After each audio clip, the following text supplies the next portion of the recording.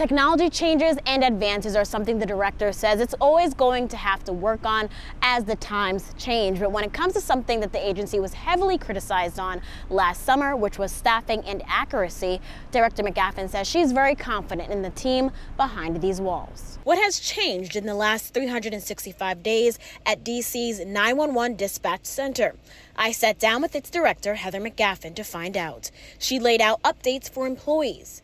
New hires now get manual training within 6 weeks of being hired, and all are expected to have 40 hours of continued education, whereas the national standard is 24 hours a year. I also received the 2025 performance data for the agency.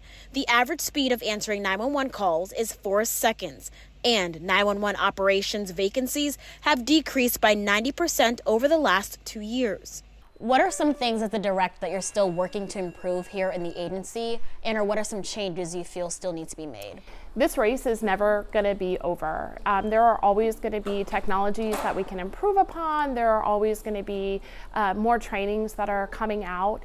And the thing that we are really focused on is strengthening our diversion programs with our partners.